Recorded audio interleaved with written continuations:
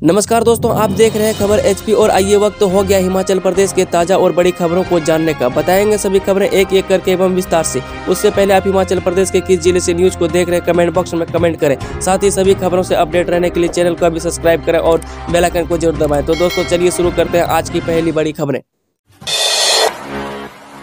कर्मचारियों के हित में सुप्रीम कोर्ट का बड़ा निर्णय, भुगतान पर राज्य शासन को बड़े निर्देश, बढ़ सकता है वेतन।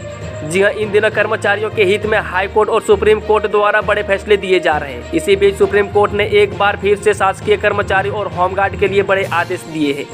दरअसल सुप्रीम कोर्ट ने राज्य सरकार के गृह विभाग को निर्देश देते हुए होमगार्ड के वेतन भुगतान पर पुनर्विचार करने के निर्देश दिए हैं। 15 साल से अधिक समय से काम कर रहे होमगार्ड को महज 9,000 प्रति माह का भुगतान सुप्रीम कोर्ट ने शोषण करार दिया है। अपने फैसले को दौरान सुप्रीम कोर्ट ने कहा है कि कर्मचारी और होमगार्ड को 9,000 प्रति माह का भुगतान करना शोषण के अलावा और कुछ नहीं है। नेशनल लॉ यूनिवर्सिटी शिमला में कोविड के 7 मामले, परीक्षाएं स्थगित। जी Himachal Pradesh national law university Shimla में कोविड-19 के 7 नए मामले सामने आए हैं। यूनिवर्सिटी की गुरुवार से शुरू हुई परीक्षाएं अनिश्चितकाल के लिए स्थगित कर दी है। यूनिवर्सिटी प्रशासन ने छात्रों को 2 दिन में छात्रावास खाली करने के लिए कहा है। उधर यूनिवर्सिटी परिसर में वीरवार को पहुंची स्वास्थ्य विभाग ने कोविड टेस्ट किए। इसमें 7 विद्यार्थी की रिपोर्ट पॉजिटिव आई है। इन्हें आइसोलेट कर दिया गया है। हिमाचल में 20,000 मेधावियों का इंतजार खत्म, इस दिन मिलेंगे लैपटॉप। जी हिमाचल प्रदेश के सरकारी स्कूलों कॉलेजों में पढ़ने वाले करीब 20,000 मेधावियों का बीते 4 वर्षों से लैपटॉप मिलने का इंतजार समाप्त होने वाला है। प्रदेश सरकार 8 जून को लैपटॉप आवंटित करेगी। मुख्यमंत्री जयराम ठाकुर मंडी में आवंटन करेंगी। रद्द नहीं होगा JOA 939 पद एग्जाम, SIT रिपोर्ट आने के बाद अंतिम फैसले को हमीरपुर आयोग भेजा मामला।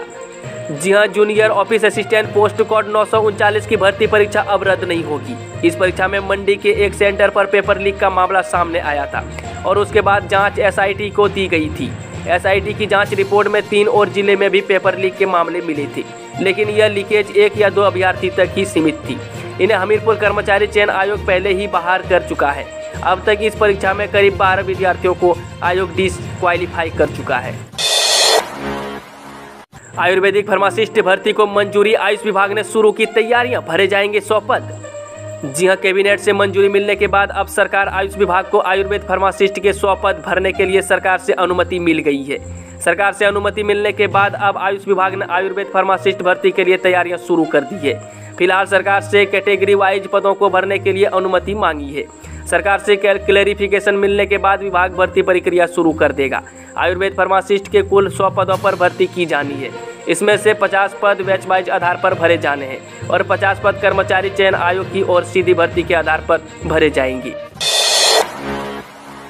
नेता प्रतिपक्ष मुकेश ने SIT की जांच पर उठाए सवाल, बोले मामला रफा दफा करने में लगी है सरकार। जी हां, अग्निहोत्री ने आरोप लगाया कि पुलिस से प्रिंटिंग प्रेस से पेपर लीक करने की बात कहकर मामले को रफा दफा करने में लगी है। मुख्यमंत्री जयराम ठाकुर ने पुलिस भर्ती पेपर लीक मामला CBI को देने की बात कही थी, लेकिन अभी तक यह मामला CBI को नहीं दिया गया है। MBA की मेरिट लिस्ट जारी, 34 अभ्यर्थी चयनित। जी हां, राष्ट्रीय प्रौद्योगिकी संस्थान हमीरपुर ने MBA में दाखिले के लिए फाइनल मेरिट सूची जारी कर दी है। अन्य पिछड़ा वर्ग से 7, अनुसूचित जनजाति से 2, सामान्य निर्धन श्रेणी से 4, अनुसूचित जाति वर्ग से 6, सामान्य श्रेणी से 15 विद्यार्थी समेत 34 अभ्यर्थियों की सूची जारी की है। IPS ऑफिसर अरविंद दिग्विजय सिंह नेगी को मिली जमानत। जी हां, IPS ऑफिसर अरविंद दिग्विजय सिंह नेगी को गुरुवार को कोर्ट जमानत मिल गई है। उन्हें 18 फरवरी को राष्ट्रीय जांच एजेंसी ने गिरफ्तार किया था। आरोप है कि अरविंद दिग्विजय नेगी ने पाकिस्तान समर्थित प्रतिबंधित आतंकी संगठन लश्कर-ए-तैयबा को राष्ट्रीय जांच एजेंसी के गोपनीयता दस्तावेज सौंपे हैं। NIA के मुताबिक शिमला के अतिरिक्त SP रह चुके नेगी ने लश्कर-ए-तैयबा के एक ओवरग्राउंड वर्कर को गोपनीय दस्तावेज सौंपे थे।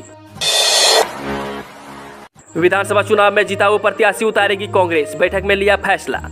जी हां, विधानसभा चुनाव में प्रदेश कांग्रेस जिताऊ उम्मीदवार मैदान में उतारेगी। पार्टी पुलिस कांस्टेबल भर्ती के पेपर लीक मामले, महंगाई, बेरोजगारी और भ्रष्टाचार जैसे मुद्दे को लेकर जनता के बीच जाएगी।